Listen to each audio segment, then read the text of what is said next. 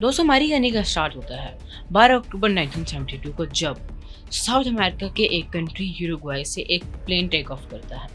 इस प्लेन को जाना था चिली के कैपिटल सैंटियागो में, और इसमें बैठे थे कुछ रग्बी प्लेयर, और इसमें टोटल जो पैसेंजर थे वो 45 थे। क्योंकि रग्बी प्लेयर्स के कुछ फैमिली मेंबर्स, घर वाले और रिलेटिव भी उनके साथ गए हुए थे। ये सफ़र तो सिर्फ 3 घंटे का था, लेकिन रास्ते में एंडीज की बहुत ज़्यादा खतरनाक माउंटेन रेंजेस आती हैं। ये माउंटेन रेंजेस दुनिया की सबसे बड़ी माउंटेन रेंजेस है, जो 8,900 किलोमीटर तक लॉन्ग है, और हिमालय के माउंटेन्स के बाद ये माउंटेन रेंजेस दुनिया की सबसे बड़ी माउंटेन रेंजेस है। तो 12 अक्टूबर के दिन एंडीज में मौसम बहुत ज़्यादा ख़राब हो जाता है, तो पायलट्स ये डिसाइड करते हैं कि वो लोग एक दिन का स्टे लेंगे, तो इसीलिए वो एक नाइट का स्टे ले लेते हैं, और उसी के अगले दिन वो प्लेन वापस से टेक ऑफ करता है, और इस दिन मौसम बहुत ज़्यादा साफ़ और अच्छा होता है। वो लोग 1 घंटे का सफ़र तय करते हैं, और उसके बाद से बारी बारी मुसीबतें आना शुरू हो जाती हैं।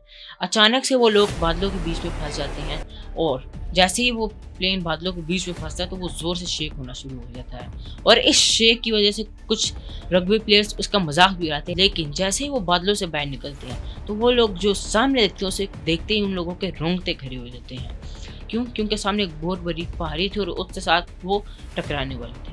पायलट्स अपना पूरा जोर लगा देते हैं एल्टीट्यूड गेन करने के लिए, और काफ़ी हद तक वो लोग एल्टीट्यूड गेन कर भी लेते हैं, लेकिन उस पहाड़ी की पीक के साथ जाके प्लेन का बैक हिस्सा कोलाइड हो जाता है, और इस कुलियन की वजह से प्लेन के पूरा राइट विंग और पिछले हिस्सा टूट के प्लेन के साथ से अलग हो जाता है, और पिछली 2 रोज की सीट भी इसी के साथ उड़ के चली जाती है, और ये अपने साथ 3 पैसेंजर्स को भी ले जाती हैं। उसके बाद कुछ टाइम तक प्लेन जो हवा में स्ट्रेट जाता है, और फिर अचानक से वो नीचे आने लग जाता है, और कुछ सेकंड्स के बाद एक और कोलिजन होता है, जिसकी वजह से कुछ और लोग जो हैं वो प्लेन से बाहर उड़ जाते हैं, और उसके बाद प्लेन एक ग्लेशियर के ऊपर गिरता है, और 350 किलोमीटर की स्पीड के साथ वो 700 मीटर तक नीचे जाता है, और आखिर में एक और कोलिजन होता है, जिसकी वजह से कॉकपिट पूरी तरह से तबाह हो जाती है, और दोनों पायलट्स भी मर जाते हैं। और इतना सब कुछ होने के बाद भी 33 पैसेंजर्स जिंदा थे 45 में से, लेकिन उनमें से कुछ बहुत ज़्यादा इंजर्ड थे। तो दोस्तों ये हमारी कहानी की छोटी सी स्टार्ट है। इसके बाद उन लोगों के साथ जो होता है वो हम लोग कभी इमेजिन भी नहीं कर सकते। दोस्तों चलिए आज की इस वीडियो में हम लोग द मिरेकल ऑफ एंडीज को डिस्कवर करते हैं। Transport plane crashed in the Andes Mountains. 45 persons were aboard, given up for dead. Survival fascinates people. All of the passengers were given up for dead. It became known as the miracle of the Andes. अस्सलाम वालेकुम दोस्तों, मेरा नाम अब्दुल भाई। तो दोस्तों बगैर देर के चलिए शुरू करते हैं हम आज की अपनी वीडियो। दोस्तों जितने भी लोग इंजर्ड हुए थे उनमें से 2 लोग ऐसे थे जो इतने ज़्यादा इंजर्ड नहीं हुए थे, वो थे रॉबर्टो कैनेसा एंड गुस्तावो जर्विनो। लेकिन इनमें से कुछ लोग बहुत ज़्यादा इंजर्ड भी थे, जैसे कि एक सर्वाइवर कोमा में चला गया था स्कल फ्रैक्चर की वजह से, और इस क्रैश के 1 घंटे के बाद ही चिली रेस्क्यू सर्विसेज को ये इस प्लान क्रैश की न्यूज़ मिल गई, और उन्होंने फ़ौरन एक रिसर्च ऑपरेशन कंडक्ट किया, और उन्होंने 4 चॉपर्स को भेजा इस प्लेन की क्रैश साइट को फाइंड आउट करने के लिए। लेकिन शाम से रात होगी, लेकिन वो प्लेन्स उस क्रैश साइट को फाइंड नहीं कर सके, और दूसरी तरफ सर्वाइवर्स ये आस लगाए बैठे थे कि सुबह तक रेस्क्यू टीम हमें ढूंढ लेगी और हम लोग रेस्क्यू हो जाएंगे, लेकिन ऐसा कुछ नहीं होता। और उसी के अगले दिन यूरुग्वाई, अर्जेंटीना और चिली देशों की रेस्क्यू सर्विसेज एक साथ कंबाइन होती हैं और 12 चॉपर्स को भेजती हैं उन लोगों के रेस्क्यू करने के लिए, और उन्होंने जो एरिया सेलेक्ट किया होता है इस रेस्क्यू ऑपरेशन को कंडक्ट करने के लिए वो एकदम करेक्ट एरिया होता है, लेकिन फिर भी वो लोग उनको फाइंड आउट नहीं कर सकते। और दूसरी तरफ सर्वाइवर्स भी अपनी पूरी जान लगा रहे थे। सबसे पहले उन्होंने ये डिसाइड किया कि वो प्लेन के ऊपर लिपस्टिक से SOS लिखेंगे, लेकिन फिर उनको रियलाइज़ होता है कि उनके पास इतनी ज़्यादा लिपस्टिक नहीं है कि वो SOS लिख सकें। फिर उसके बाद वो सूटकेसेस को लेते हैं और एक बहुत बड़ा सा एक्स बना लेते हैं, और इसी दौरान इनके ऊपर से 3 चॉपर जाते हैं, और वो चिल्ला के उनको अपनी तरफ मुतवज्जा करने की कोशिश करते हैं, लेकिन वो सर्वाइवर्स उन चॉपर्स में बैठे ऑफिसर्स को नहीं दिखते और वो चले जाते हैं। और इसी तरह से एक और दिन गुजर जाता है। जैसे ही अगला दिन आता है सर्वाइवर्स को ये एहसास होता है कि अब उन्हें पानी की सख्ती से ज़रूरत है, तो उनमें से एक सर्वाइवर प्लेन का एक मेटल का टुकड़ा उठाता है और उससे सूरज की लाइट को बर्फ़ के ऊपर रिफ्लेक्ट करवाता है, और इस तरह से वो एक एक बूंद पानी को वाइन की बोतल में डालते हैं और इस तरह से वो लोग पानी पीते हैं। और वहीं दूसरी तरफ कुछ और सर्वाइवर्स सीट के अंदर मौजूद लेदर को अपने स्नो शूज़ बनाने के लिए यूज़ करते हैं और उसके अंदर जो वूल होती है उसको वो यूज़ करते हैं अपने आप को गर्म रखने के लिए। और उसके बाद उसी के अगले दिन जब क्रैश को 3 दिन गुजर चुके थे, फर्नांडो प्राडो जो कोमा में थे वो होश में आते हैं। और जैसे ही वो होश में आते हैं उनको बहुत बुरी खबर मिलती है कि उनकी मदर की डेथ हो चुकी है और उनकी बहन सीरियस इंजरीज का शिकार है।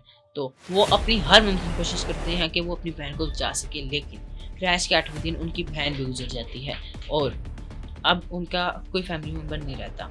उनमें से ज़्यादातर सर्वाइवर सीरियस या लैंड में रहते थे और उनमें से अक्सर ने बर्फ़ देखी भी नहीं थी और अब वो लोग -30 डिग्री के टेम्परेचर में रह रहे थे और चारों तरफ बर्फ ही बर्फ और उनके पास प्रॉपर फूड और वाटर भी नहीं था। इसी वजह से 5 सर्वाइवर्स और इस चीज़ को बर्दाश्त नहीं कर पाए और वो 5 भी गुजर गए।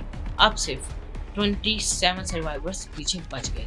और इसी के साथ साथ एक और बहुत मेजर प्रॉब्लम थी, वो थी स्नो ब्लाइंडनेस की। जब सूरज की रेस स्नो के ऊपर पड़ती है तो वो हमारी आइज़ के ऊपर रिफ्लेक्ट होती है और उस रिफ्लेक्शन की वजह से हमें स्नो ब्लाइंडनेस हो सकती है। और उनके पास सिर्फ 3 ही सन ग्लासेस के पेयर थे और ये भी एक बहुत बड़ी प्रॉब्लम थी। अभी तक क्रैश को 8 दिन गुजर चुके थे और रेस्क्यू टीम ने भी अपने हाथ खड़े कर दिए थे और उन्होंने ये सोचा कि 8 दिन गुजर गए, अभी तक कोई सर्वाइवर सर्वाइव नहीं कर पाया होगा और इसीलिए ये सर्च ऑपरेशन ऑफिशियली क्लोज कर दिया गया।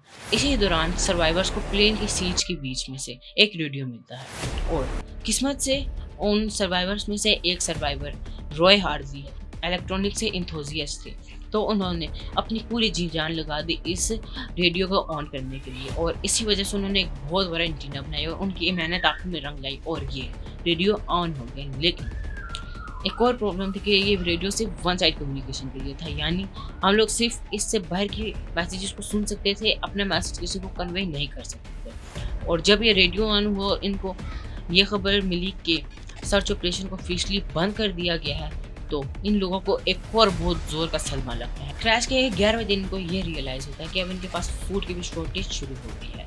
एक्चुअली इनके पास स्टार्टिंग से इतना ज़्यादा फूड नहीं था और ये बहुत थोड़ा थोड़ा करके खाने को खा रहे थे। और आप लोग ये यकीन नहीं करेंगे, फर्नांडो प्राडो ने एक पीनट जो चॉकलेट से कवर था 3 दिन तक खाया था, इसके बावजूद उनको फूड की बहुत ज़्यादा शॉर्टेज हो रही थी। और 3750 फुट की हाइट में कोई एनिमल भी नहीं रहता था जिसका वो मार के खा सके, या कोई पेड़ या पौधा भी नहीं था जिसके वो फ्रूट्स या पत्ते खा सके। और क्रैश के 11वें दिन तक इनका खाना बिल्कुल ख़त्म हो चुका था और इनमें से कुछ ने प्लेन्स के पार्ट को ही खाना शुरू कर दिया, जैसे सीट्स के ऊपर लगे हुए लेदर, लेकिन इनकी वजह से उनकी तबीयत और ज़्यादा ख़राब होने लगी। और इसके बाद उन लोगों ने कुछ ऐसा किया जो हमारे वहम गुमान में भी नहीं आ सकता। उन लोगों ने ये डिसीजन लिया कि वो लोग अपने फ्रेंड्स और फैमिली मेम्बर्स की लाशों को खाएंगे जिंदा रहने के लिए। ये आइडिया सबसे पहले रॉबर्टो के दिमाग में आया था, इसीलिए उन्होंने सबसे पहले ये ट्राई किया इंसानों का मीट खा के। लेकिन उनमें से कुछ थे जो अपनी फैमिली मेम्बर्स और फ्रेंड्स को नहीं खा सकते थे, इसलिए उन्होंने कहा कि हम नहीं खाएंगे। लेकिन जब 2 और दिन गुजरे और उनकी भूख से बुरी हालत होने लगी तो उन्होंने भी इंसान का मीट खाया और इस तरह से वो लोग अपने फ्रेंड्स और फैमिली मेम्बर्स का मीट भी खाना शुरू हो गया। और 29 अक्टूबर को ये फूड सोर्स बहुत ज़्यादा तेज़ी से डिक्रीज होना शुरू हो गई। हालात इससे ज़्यादा बुरे नहीं हो सकते थे, लेकिन कुदरत को कुछ और ही मंजूर था। वो और ज़्यादा परेशानी में ढलते गए और 29 अक्टूबर जब क्रैश को ऑफिशियली 16 डेज गुजर गए थे, एक और बहुत बड़ी मुसीबत उनके ऊपर आ चुकी है। रात का टाइम था, जब लोग सो रहे होते तो एक ऊंची सी आवाज़ उनको सुनाई दी और ये आवाज़ एक एवलांच की थी, यानी एक बर्फ का तोदा जो पहाड़ से टूट के नीचे आ रहा था और ये बहुत तेज़ी से नीचे आ रहा था। और जैसे ही नीचे आया इसकी वजह से फ़ौरन प्लेन में बर्फ ही बर्फ भर गई और इस अवलांच की वजह से 9 और लोग मारे गए सफोकेशन की वजह से बर्फ़ के अंदर दबने के बाद। और आज सिर्फ 19 सर्वाइवर्स पीछे बच गए थे। अब जो बाकी बचे हुए 19 सर्वाइवर्स थे उनके पास बहुत ही कम जगह थी, वो एक दूसरे के साथ जुड़ जुड़ के बड़ी मुश्किलों से बैठे थे। इसी दौरान फर्नांडो प्राडो एक मेटल का टुकड़ा उठाती है और बर्फ के अंदर एक सुराख करना शुरू हो जाती है। वो 2 दिन तक लगातार मेहनत करते हैं और 2 दिनों के बाद वो बर्फ के अंदर एक सुराख बनाने में सक्सेसफुल होते हैं। और जब वो कोशिश करके ऊपर चढ़ते और सरफेस पे जाते हैं तो वो वापस से एक और मुसीबत को देख के हैरान हो जाते हैं कि एक और बहुत तेज़ बर्फ़ का तूफान आया हुआ। तो वो वापस प्लेन के अंदर ही जाने में, उस छोटी सी जगह में जाने में समझदारी समझते हैं और वापस उसी छोटी सी जगह में चले जाते हैं। तो 3 दिन और उस छोटी सी जगह में फंस के गुजारते हैं। जब 3 दिन के बाद वो वापस सरफेस पे आते हैं तो उनको रियलाइज़ होता है कि अब हमें कोई और बचाने नहीं आएगा, जो हमें करना होगा वो हमें खुद से करना होगा। तो रॉबर्टो, फर्नांडो और विजिटिंग जो सबसे पावरफुल सर्वाइवर्स थे, बाकी सर्वाइवर्स ने मिलकर ये डिसाइड किया कि वो लोग इन लोगों को सबसे ज़्यादा गर्म कपड़े और सबसे ज़्यादा खाना देंगे ताकि ये चल के जा सके और इनके लिए हेल्प मांग के ला सके। तो सबसे पहली प्रॉब्लम थी लोकेशन को पता लगाना, और उन लोगों ने लोकेशन का पता लगाया इससे कि क्रैश होने से पहले पायलट ने ये स्टेटमेंट दी थी कि वो लोग क्रीको सिटी को पास कर चुके हैं। तो इससे वो लोग ये डिसीजन लेते हैं कि अगर हम लोग वेस्ट साइड पे चलेंगे तो हम लोग चिली के किसी न किसी टेरिटरी में पहुंच जाएंगे। लेकिन ये डिसीजन बहुत ज़्यादा गलत था। एक्चुअली पायलट खुद भी श्योर नहीं थे कि वो कौन सी जगह में। तो वो लोग कुछ दिनों का आराम करते हैं और 15 नवंबर जब क्रैश को ऑफिशियली 33 डेज गुजर चुके थे, वो लोग हेल्प लेने के लिए निकल जाते हैं। और कुछ घंटों की हाइक करने के बाद वो प्लेन के एक टूटे हुए टुकड़े के पास पहुंचते हैं जो सबसे पहले ही टूट चुका था। जब वो उस टुकड़े के पास जाते हैं तो उसमें उन लोगों को बहुत से गर्म कपड़े, खाने और मेडिसिन और भी बहुत सी चीज़ें देखने को मिलती हैं। तो वो लोग ये डिसाइड करते हैं कि एक रात वो वहीं पर ही स्टे करेंगे और उसके अगले दिन वो लोग वहाँ से आगे जाएंगे। और खुशकिस्मती से उनको वहाँ पे एक 2 वे रेडियो सिस्टम भी मिल जाता है, यानी कि ये इससे अब वो लोग अपना मैसेज कन्वे भी कर सकते थे और दूसरों का मैसेज सुन भी सकते थे। तो उन लोगों ने एक नाइट स्पेंड की उसी प्लेन के अंदर और अगले दिन उन्होंने डिसाइड किया कि वो इस 2 वे रेडियो सिस्टम को रिपेयर करेंगे। तो उन लोगों ने उस प्लेन के टुकड़े में से पीछे से एक बैटरी निकाली जो 24 kg की थी और उसको बड़ी मुश्किल से वापस क्रैश साइट तक लेके गए और उस रेडियो को भी लेके गए और वापस से रॉय हार्ली इसको रिपेयर करने की कोशिश करते हैं। लेकिन उस रेडियो सिस्टम को रिपेयर करना मुश्किल नहीं बल्कि नामुमकिन था। क्यों? क्योंकि प्लेन की जो बैटरी थी वो 124 वॉट डीसी में चलती थी और वहीं पर वो रेडियो 24 वॉट एसी में चलता था। इसी वजह से वो लोग अब उस रेडियो को भी नहीं ऑन कर सकते थे और उन लोगों के पास कोई मीडियम भी नहीं था कि जिसके थ्रू वो इन दोनों को कंबाइन कर सके और रेडियो को ऑन कर सके। वो लोग काफ़ी दिनों तक लगे रहते हैं, कोशिशें करते रहते हैं कि इस रेडियो को ऑन करें, ऑन कर सके, लेकिन वो लोग उस रेडियो को ऑन नहीं कर सकते। इसी दरमियान 59 डेज क्रैश को गुजर चुके थे और 12 दिसंबर को एक और एवलांच आता है जिसकी वजह से 3 और सर्वाइवर्स की डेथ हो जाती है। अब पीछे से 16 सर्वाइवर्स ही बच जाते हैं। अब तक क्रैश को 2 महीने गुजर चुके थे। उनमें से एक सर्वाइवर था जिसको स्टिचिंग आती थी और उसके दिमाग में एक आइडिया आता है कि क्यों ना हम लोग कुछ कपड़ों को जोड़ के एक बड़ा सा स्लीपिंग बैग बना लें। और वो अपने साथ साथ स्टिचिंग का सामान भी लाए थे। तो उन्होंने सिर्फ ये आइडिया नहीं सोचा बल्कि उन्होंने इस पर अमल भी किया और एक बड़ा सा स्लीपिंग बैग बनाया भी।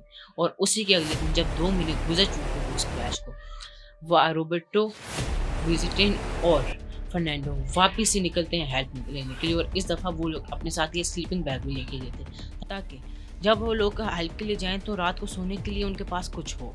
तो वो लोग उसी के अगले दिन जब 2 महीने गुजर चुके होते हैं क्रैश को, वो लोग निकल जाते हैं हेल्प लेने के लिए उसी वेस्ट डायरेक्शन में।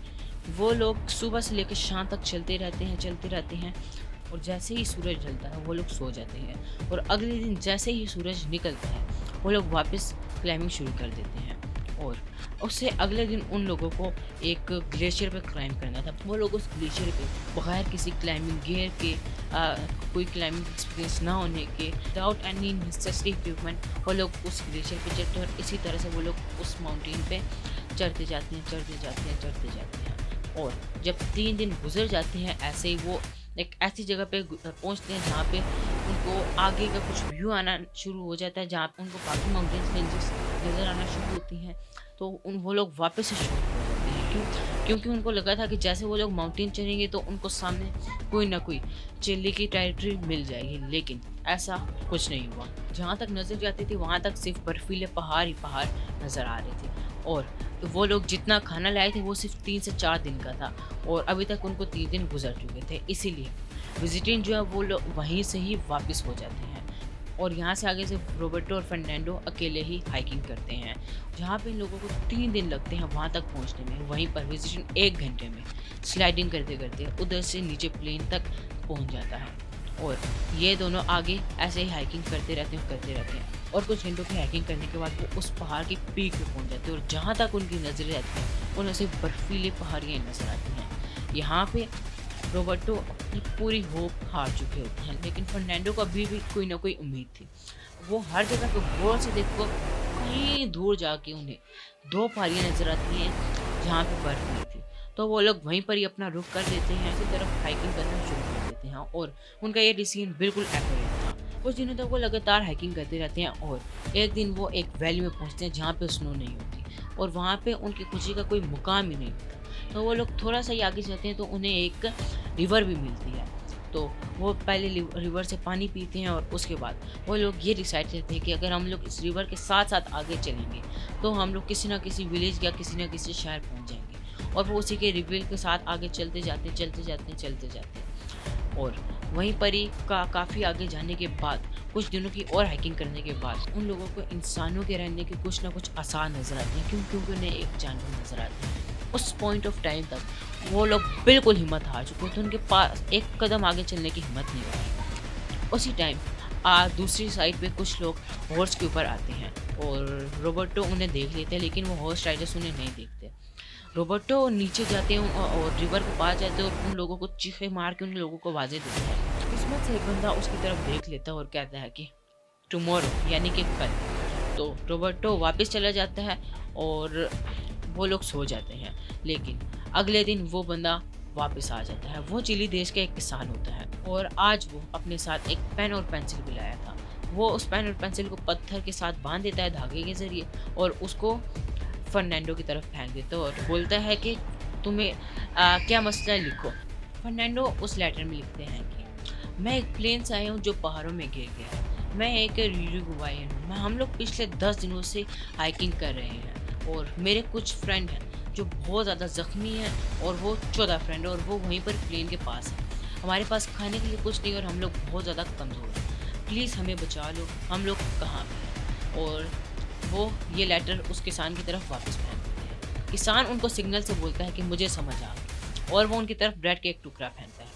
वो लोग ब्रेड को खाते हैं और किसान उनको वो रिवर पार कराता है और वो लगातार 10 घंटे तक घोड़े के ऊपर ट्रैवल करते रहते हैं। अभी भी वो इंसानों के मेन सिटी या शहर से इतना ज़्यादा दूर थे कि उन्हें 10 घंटे घोड़ों में और सफ़र करना था और वो लोग 10 घंटे सफ़र करते रहे और वो आखिर में एक सिटी में पहुँचे। और फिर वो किसान उस सिटी के आर्मी से कांटेक्ट करता है और इस सारे माजरे के बारे में उसको बताता है। और जब वो लोग फर्नांडो और परादो से मिलते हैं तो वो दोनों बहुत ज़्यादा वीक होते हैं।